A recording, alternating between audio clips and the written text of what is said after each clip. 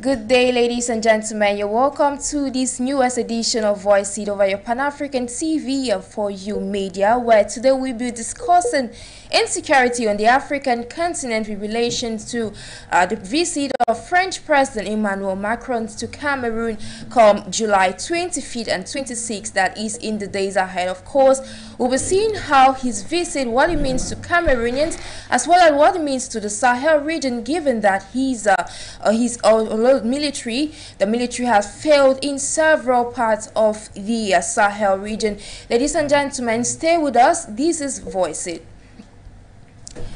Ladies and gentlemen, to clock today's edition, we have two guests on our guest list this afternoon. We shall be having an assistant professor of history and Pan-African studies join us all the way from the United States of America, Washington, D.C. He is Dr. Nyaka Lagoka. He'll be joining us shortly. And in the studio with me this afternoon is Mr. Asong Michael. You are a legal expert. Good afternoon. Good afternoon, Madam Jakes. It's a pleasure. Thank you immensely for joining us on today's edition. You're welcome. Okay. Today we shall be discussing insecurity. The last time we spoke insecurity, but today we are looking at it from a different perspective, given that French President Emmanuel Macron is coming to Cameroon, though he'll be discussing things like the Anglophone crisis and the crises that have been affecting the African continent. Though we want to recall that the French military officials there in Cameroon and in the Sahel region have actually for several years now been fighting terrorism and other acts of insecurity, but now we are at the point where French president is coming to Cameroon, and he shall be meeting with President Paul Biya of Cameroon to talk different issues. So how do you assess this whole visit? Well, I'll first of all like to say that the relationship between Cameroon and France is not something of today. It's a relationship that dates since 1900, during the colonial periods, and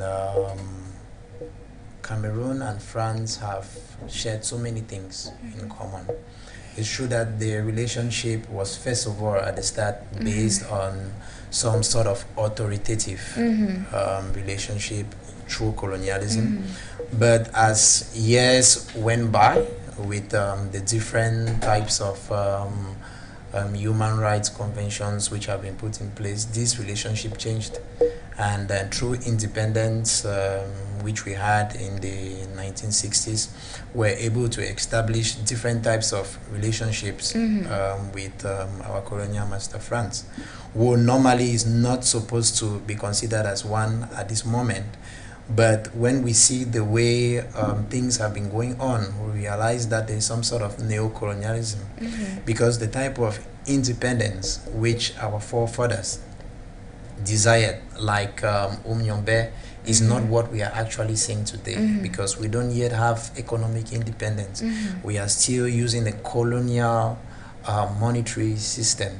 We don't really have political independence, because when you look at the way our politicians behave, you see before elections, you see people flying to France, you see people going to France, politicians going to France, and you have the impression they are going to seek the approval of France. Exactly. If you want to follow the 11 colonial accords that was signed, you will notice that every French colony here in Africa needs to seek the accord of their colonial masters.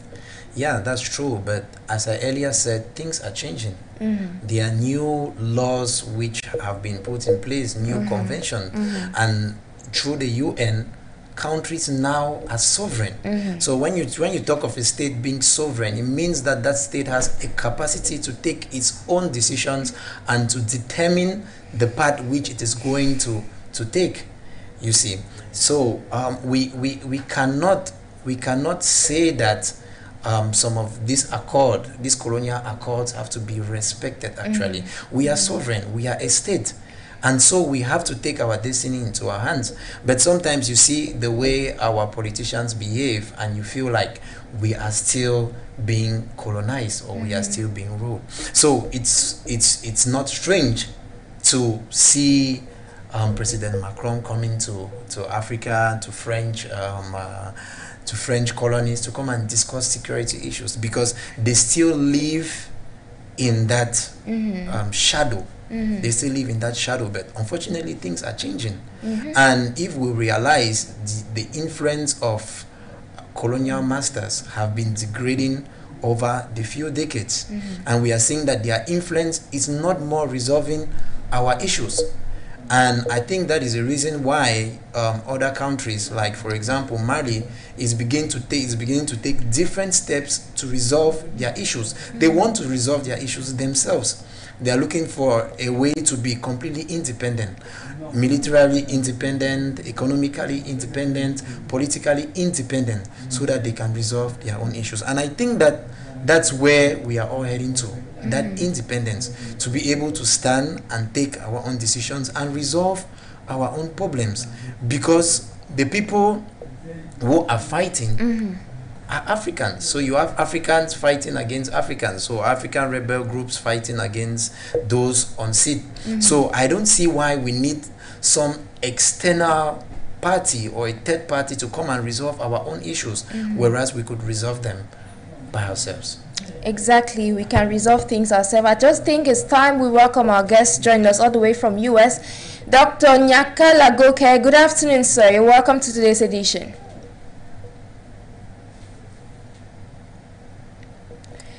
I think it's time we welcome our guest, Dr. Nyaka. Good afternoon, Doc. You're welcome to today's edition.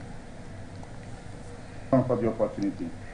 Thank you immensely for taking out time off your busy schedule to join us.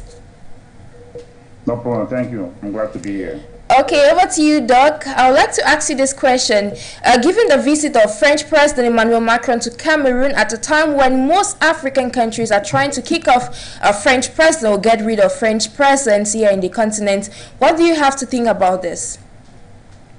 First of all, I want to thank you for the opportunity, and I would like to commend the gentleman in the studio who just spoke, and then he said many great things, and I just want to say that Africa is changing, and then the Europeans, they know it, and then they are failing their own people with the war in Ukraine, and then of course they are looking for any opportunity in order to still maintain their hegemony in the world.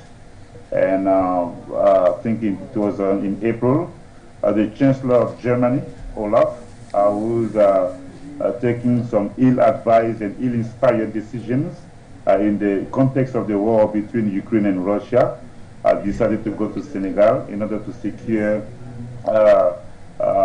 gas and then many other stuff in the field of energy, for Germany. So it has always been like that. So anytime the Europeans are lacking something and then they need something, when they don't have it, they go overseas to other places in order to take by force what they want. And then for me, what Macron is doing can be situated in that context, because France is losing Africa. And then, so yeah, this is what I want to say. And then I don't know what he thinks he's going to get, because like the gentleman in the studio said, Africa is moving, changing, and then there are things that, the European cannot do anymore. Yeah, I'll stay with you, Dr. Nyaka. We want to recall that one of the accords that was signed between France and its French colonies in 1959 actually states that all the colonies are actually obliged to seek military support from France. Now, I want to recall that during the times of Boko Haram, for instance, Cameroon in Africa did ally with other African countries, not France. What's your take on this take, of course? About the question about the military equipment, yes. France and yes. No, it's not just that. When the Europeans, when they saw that they were losing Africa in the 50s, the British started that earlier than the French. They put together that organization called Commonwealth. That the British the French will come later on with what we call the Franco-African community, which was put into place in 1958 by General de Gaulle, and then many of those African colonies were asked in order to vote for the referendum, and the French were expecting each one of them to say yes. Secretary of Guinea said no on September 28, 1958, and then that community that the French established was going to become the foundation of French neocolonialism. And then Nkrumah, when the European put into place the European Economic Community, which became today the European Union, Nkrumah warned Africans that what they were going to put into place, that neocolonialism was going to be what he called collective colonialism. And then on every level, be trade, economy, development, security, the French signed different types of agreement with the Africans. And then, but what we see are the military bases, and that's why we talk about the military presence of the French and then of the United States later on, of many other European countries in Africa. But if you take every sector, you see the expression, the manifestation of what Nkrumah called neocolonialism. So now, in the case of Boko Haram in Cameroon, many other, like Boko Haram in Cameroon in Nigeria, we have not seen, even today with the jihadists, we don't see the Europeans expressing that willingness to really support Africa in order to stop terrorism. We don't see that the way we want. They may do things here and there, but this is not what we want. If the Europeans want to help the Africa gain its security, they can do that in less than 1 year or so, but they are not doing that. So that's why it is on Africans to organize and then to take their responsibility in order to do what they have to do for the sovereignty of the African people, so that we can use our own resources, those military bases. The pretext of insecurity in Africa, it is for the exploitation of the African resources. Thank you, Dr. Nyaka, for that elaborate contribution. Over to you, Mr. Akuma. Okay, we have Kwame Nkrumah, one of Africa's great minds, that did mention that Africans have the solution to our African problems. We are capable of solving our own problems. If you have to join these or coin these to insecurity on the African continent, precisely in the Sahel region, what would you say? Well, what I have to say is that several Pan-Africanists had already spoken about these things, and I don't think it's only Kwame Nkrumah, but there are other strong Pan-Africanists who actually mentioned that if we really have to develop Africa to stand as one, united and be prosperous, we have to take our responsibilities into our hands. And we even have Thomas Sankara, who had the same ideology, and I think even President Ahmad Ahijo had the same type of ideology later on, because if you even look into our constitution, it is clear in paragraph 2 of the preamble of 1972 constitution, which is amendments in 1996 and 2008, that the Cameroonian people believe in a united and prosperous Africa, and that will go through our solidarity and us putting hands together. So when we come back to what Kwame Nkrumah said, it is very clear. I don't think Africans should be considered as an inferior race, as that is the impression that we have been given. A continent and a race who is always in search of a new leader, because I appreciate what the Malians are doing, but I think and I believe that they are still falling in the same error if they have to seek assistance from the Russians. It's not bad, but I think that we have to think differently in the sense that we have to be conscious of the fact that we have the capacity, we have... Yeah, Dr. Adesina once mentioned that Africa has the capacity, we have the potentials. Exactly, and we have very learned people in Africa and who can sit down together as a people, as a nation, as a continent, to resolve their own problems. It's rather unfortunate that when Mali started to see and to seek means to resolve their own problems, we had African countries who were instead against them, you see. And those are the things that make dispute resolution in Africa difficult, and it actually favorizes insecurity, because most Africans are not united under one vision, over one way of doing things. So that makes dispute resolutions in Africa very, very difficult.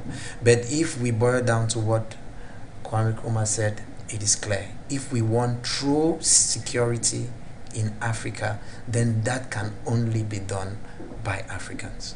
Exactly, that can only be done by Africans. We have the yam and the knife. Exactly. Okay, so we are looking at Cameroon because French president is coming to Cameroon. Now let's take a case where the Anglophone crisis has been ongoing for close to 6 years now. The Cameroonian government is yet to put a stop to this war. Now, French president will be coming to Cameroon, and one of the things that will be on the menu will be the Anglophone crisis. What French president's intervention now at this point, is it going to change things regarding the resolution, the final stop to this crisis?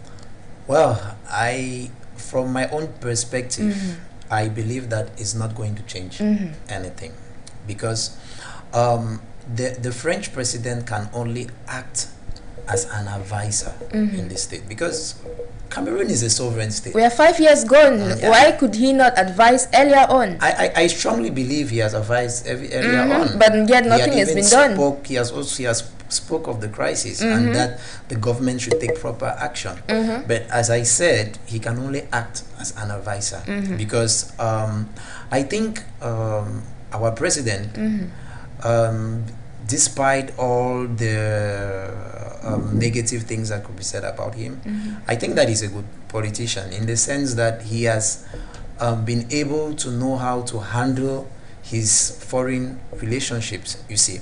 And most of the actions he does not really rely on external or exterior advice, you see. So for me, I strongly believe that the President Macron's visit here will not change anything.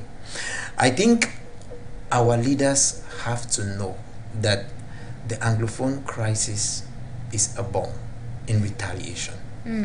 And if the crisis is not resolved, then it is going to consume Cameroon, because it has already been consuming Cameroon on several domains or sectors. We could link that to our crisis on the African continent and the Sahel. It's been consuming a lot of communities. Exactly. And I think that ours is even more consuming, because when you count the number of people who have been displaced, you are at about 3,000? No, not Even 3,000. more. No, we are about 750,000 people. We are more. It's just a number. The number of people killed is about 4,000. This is more than the deaths in Mali and the Sahel. So the Anglophone crisis is, I think it should be the top topic in Africa. And if we really want to have a prosperous Cameroon and to have a peaceful Cameroon, our leaders should understand that the crisis must be resolved. So it takes their decision, it takes their willingness to resolve it, because all what we have been seeing now, we are turning around. Because for example, as I said, in the case of DRC, we had rebels who were not even invited in the peace agreement, in the talk. So, of course, the atrocities are perpetually being committed day by day. And it's the same thing we're having here. We have political leaders who have been imprisoned. We have rebel leaders who are in the bushes, and the government believes that they are not supposed to dialogue with terrorists. But the truth about it is that when you look at most conflicts in the world, at the end of the day, some sort of dialogue or some sort of agreement had to take place with the leaders of the rebel groups. But here we don't have the same scenario. We have Siseko and co being imprisoned, and automatically, who are we discussing then with? You are discussing with people who are not even fighting. So of course, no resolution can really effectively take place. So I think the government has to review its strategy. We are all brothers. I don't think that we have to be treating others as enemies, because your brother cannot be your enemy. It's impossible. Exactly. If he is actually claiming for certain rights, then see into it and resolve it. Because this crisis we have today, even if it can be suppressed militarily, in 50 years, in 100 years, it's still going to come up.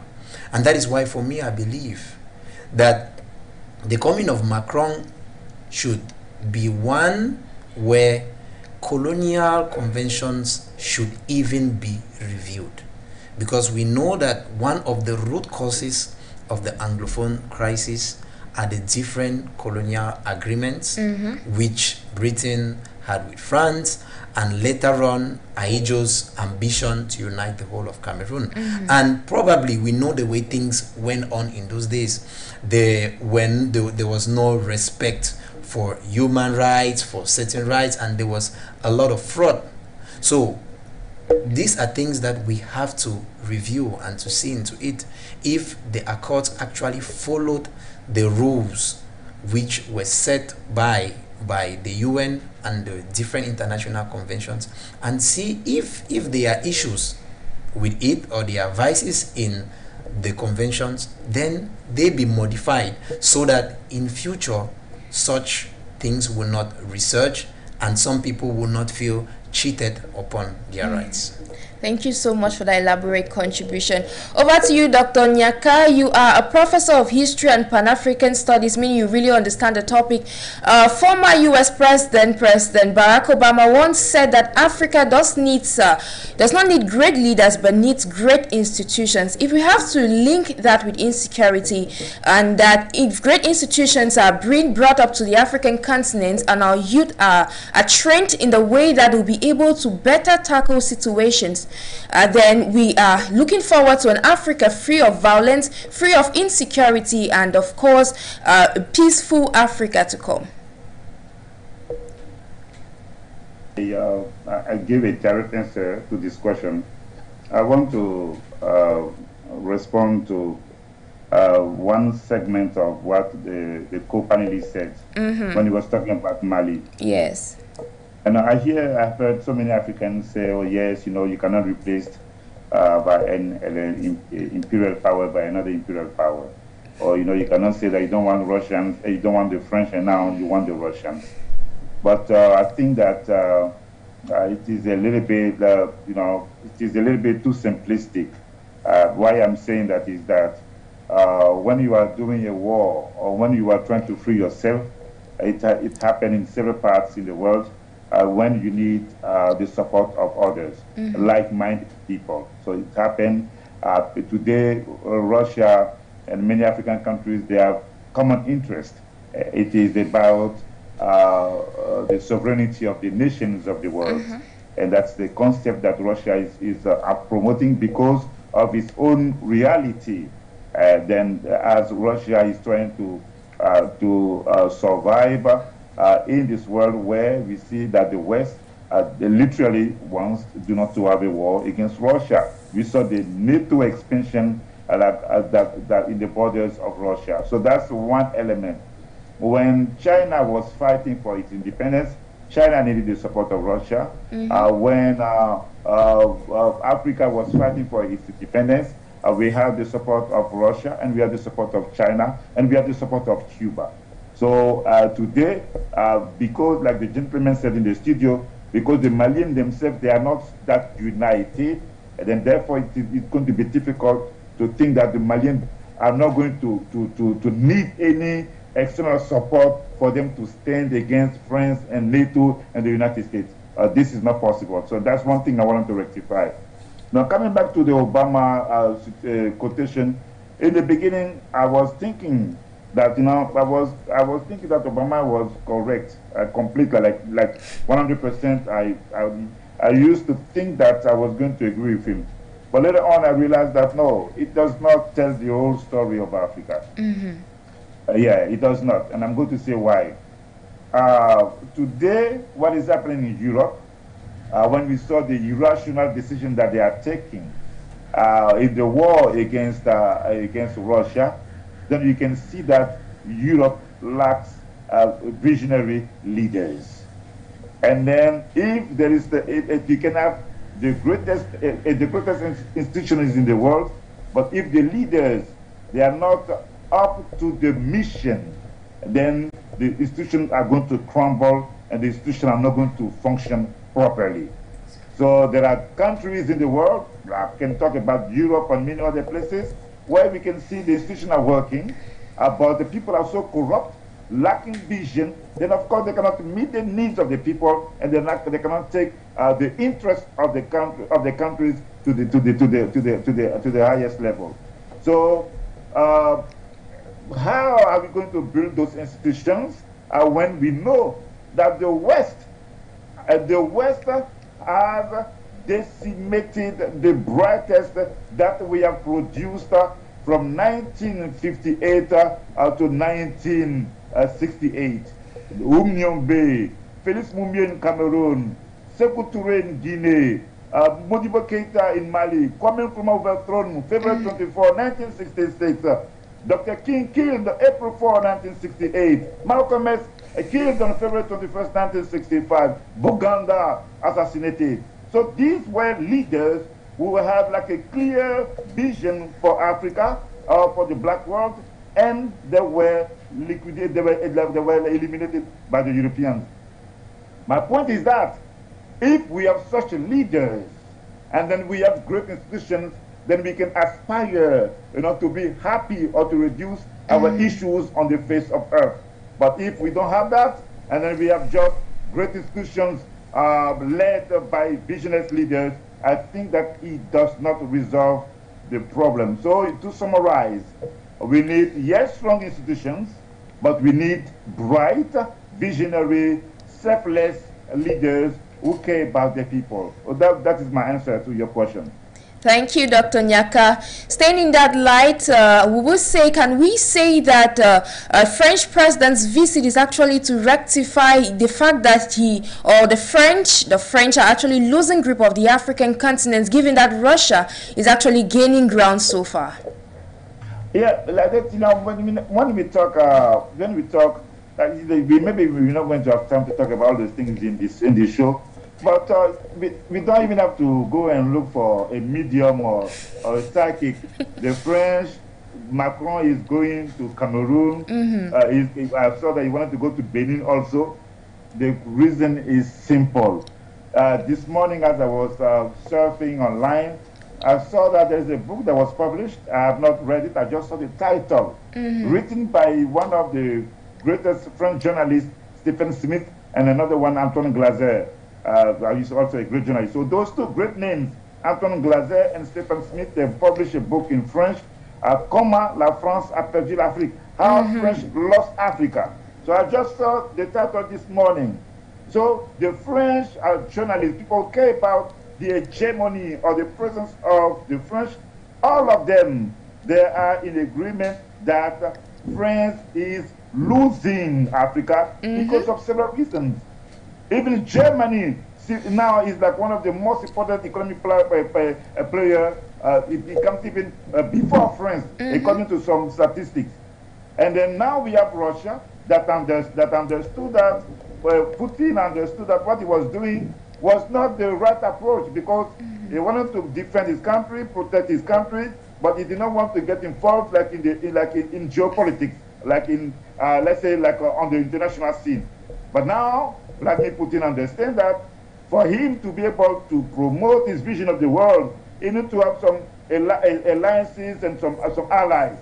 Iran, beyond the ex-Soviet era, like countries, and many other things that he's trying to do. And another element, if yes, Russia is strong, Russia is independent. Russia is self-sufficient. But in the war against the West, Russia needed China, and Russia needed India in the context of the BRICS. And then, so this is what is happening in the world. So the French are losing, and there's no way. Maybe in the next 50 years, they may eliminate many other leaders. They may kill people here and there. They may do something, and then we can see that they're going to try and control again Africa. But the trend that I see is going to be difficult. And then when we see what you guys are doing, the media, the African media, for you media, many other things in the field of media, many other things like in the streets, how people are organizing. There is like an elevated African consciousness that needs to be expanded. And then if France wants to understand, they have to hear the cry of the African masses. If they don't do that and they want to continue with their neo-colonialist policies, there is no way it's going to be good for the French. And they need to adjust. Thank you, Dr. Nyaka. Thank you so much. So you agree with Dr. Nyaka that France has to actually hear the cry of Africans? Well, I want to first start by thanking Dr. Nyaka for the wonderful things that he has been saying, and I've certainly learned a lot. But he said that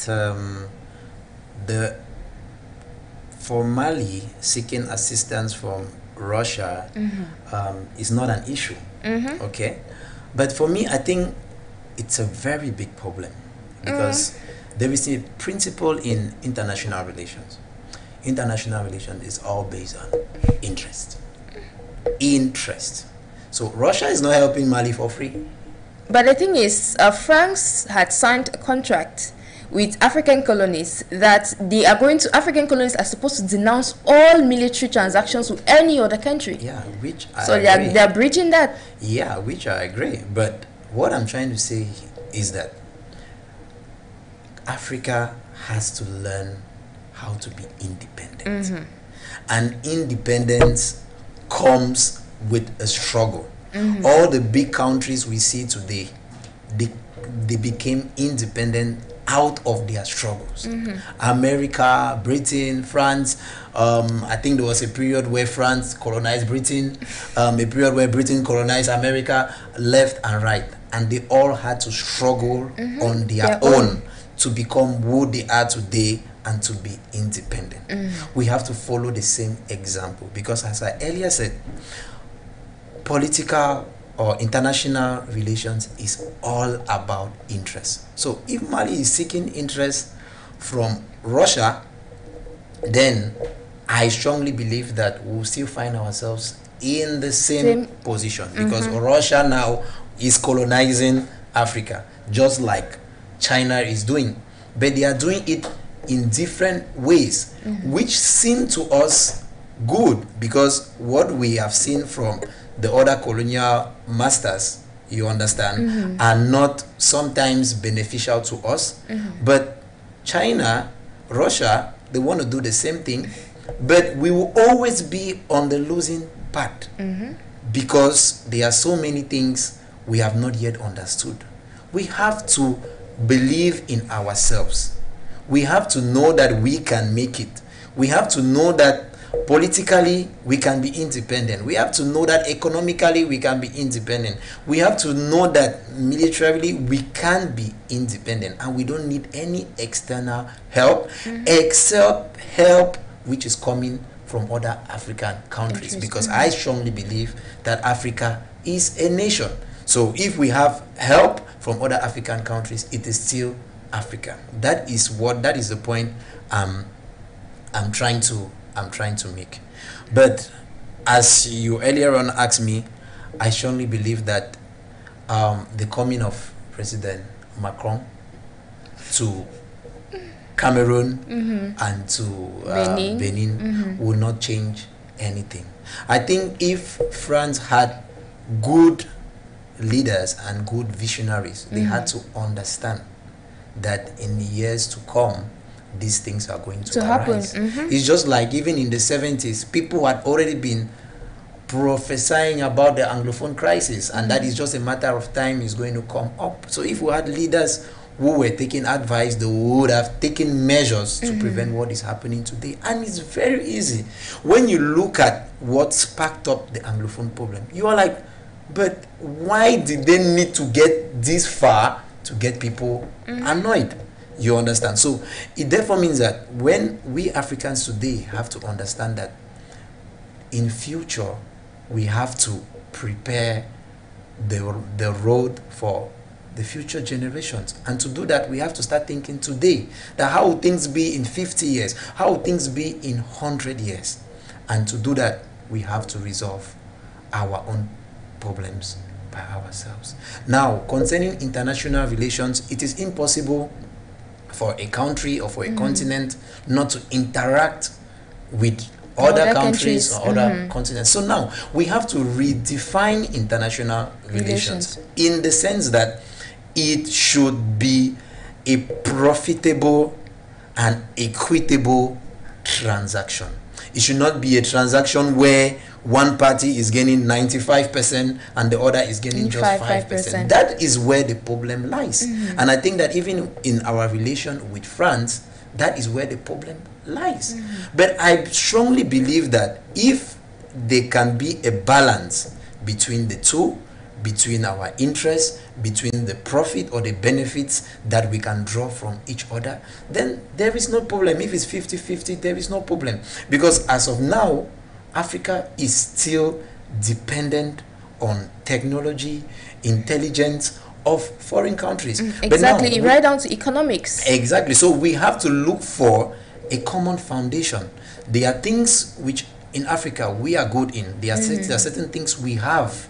We have natural resources, we have good soils for agriculture, for planting. Now it just remains for our leaders to be able to get into relationships or conventions that will favor everybody equally, sit on the table as equals, as sovereign states, and make the others understand that things have changed. They cannot expect the Africa of today to think like the Africa of 60-50 years ago. That is practically impossible, and we have to sit down together, work things out for a profitable relationship. So if France is surprised today that it is losing Africa, then its leaders have failed, because they started by losing their colonial authority. It went on to democracy, even though they had some influence, but things are changing, and they will keep on losing, because that is the natural trend. So all we just need to do is that we just need to work hand in hand. Of course, I don't think Africa can do on its own. We need the participation of all the other countries in the UN, and we just need to work together so that we can make things better for us and for everybody, and make our planet a better place. Okay, so you agree that for African continent to move forward, they have to start breaking all those accords that were made some years back? Of course. I believe that they have to break them, and they can break them legally, due to the fact that there are certain principles, contractual principles, which require that the parties should be on the same equality table. There should be no duress, no force. There should be no vice or fraud. So those are things that if you look at most of our colonial conventions or colonial accords or treaties, you will realize that all those things had their place. So many conventions were being signed to the detriment of Africans, and if you look at it, some of them you can even cry, because you can believe that that is how a particular nation can be duped and extorted. So I believe that through legal means, we must not do it in a way which is not legal. Through legal means, these conventions can even be brought before the International Court of Justice for them to be publicly and legally cancelled. Then from there, we seek how we could do things in a normal, legal, and equitable way. Okay, over to you, Dr. Nyaka. Do you think that the military restructuring in strategy in the African continent, as was suggested by French President Emmanuel Macron, is actually going to change things? I think my friend uh, said, like he said, he paid me a compliment. I'm going to not to pay him back the compliment. He said many great things, but there's one thing, and then I want to talk about that. It's like when we talk about, I am a Pan-Africanist, and then all the people in Africa who are Pan-Africanists or who are nationalists, it means that we want to control our own resources. We want to be independent. We want to be sovereign. So these are the goals. Now the question is not what. The question is how you get there. And this is what I was talking about. So when you are fighting for freedom or you're fighting a war, you need the support of like-minded people. This is what I said. When people use the word Russian colonialism, I do not agree. In the case of Africa, I do not agree with that.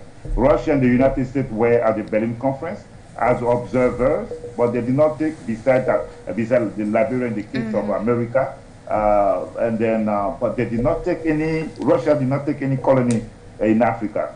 But then we know that the most important colonizers in Africa were the French, the British, and then at a lesser extent like Germany, and then Portugal and Spain. So this is in Italy, this is in Belgium, this is the reality of Africa. And now he was talking, Russia is not going to Africa, on humanitarian grounds, for sure. Russia is not Cuba.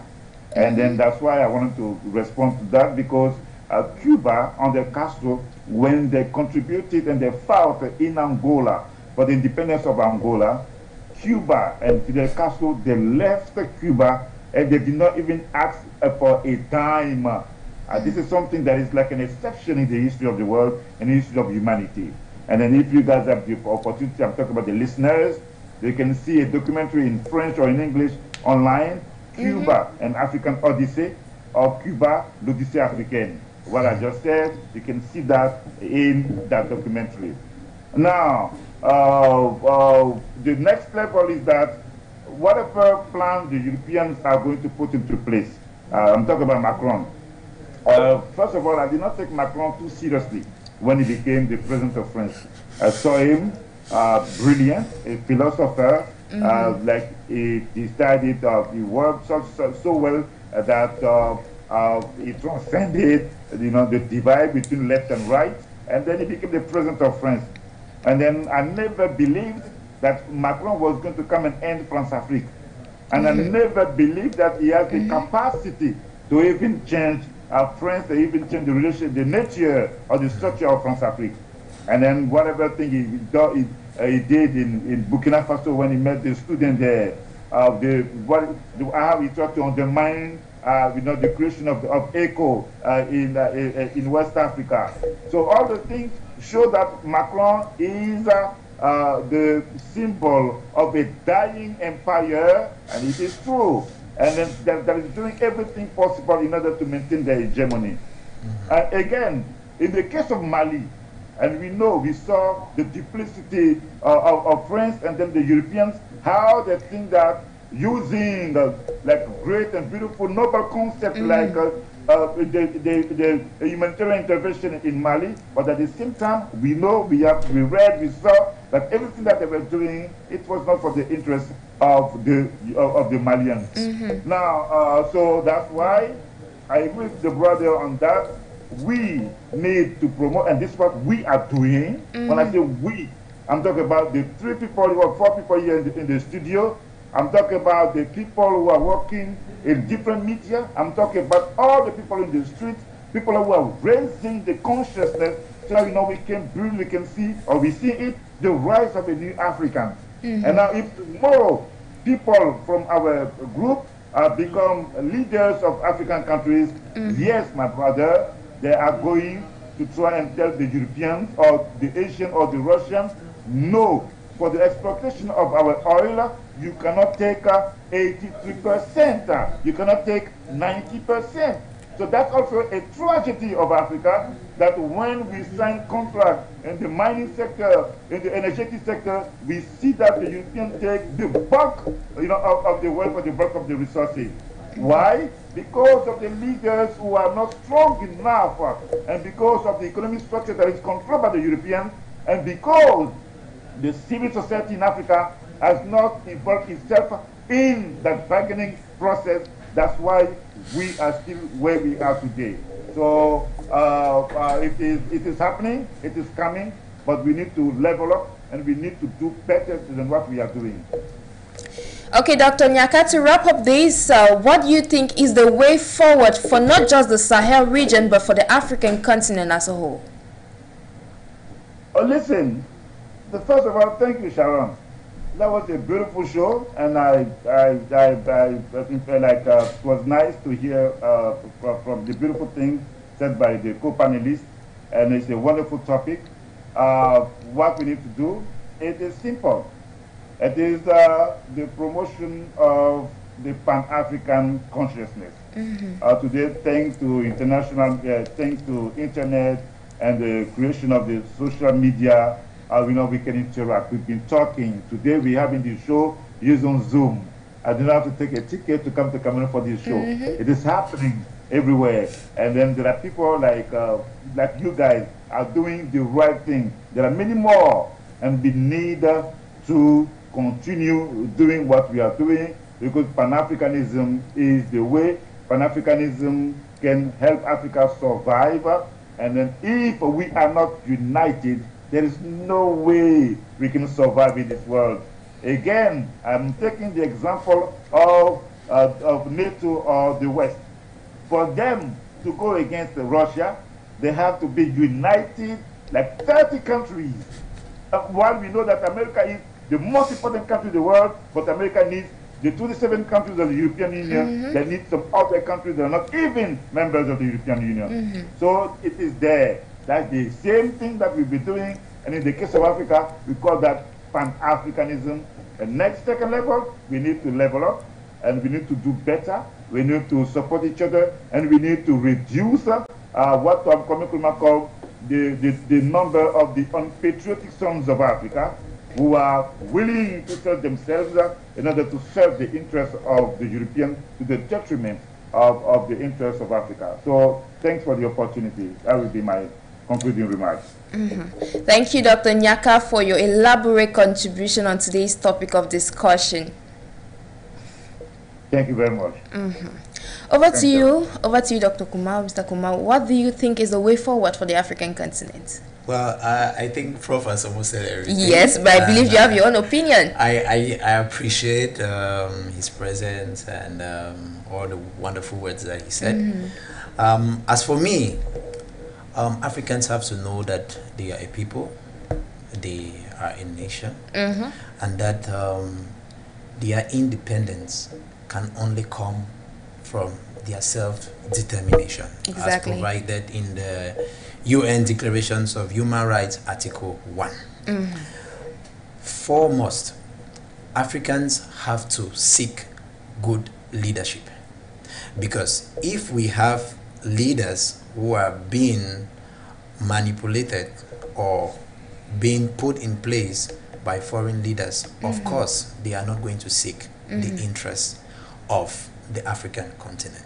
So we as Africans, we have to look for leaders that would secure the interest of all our African countries and of Africa as a whole. Without that, it would be really impossible for us to make it.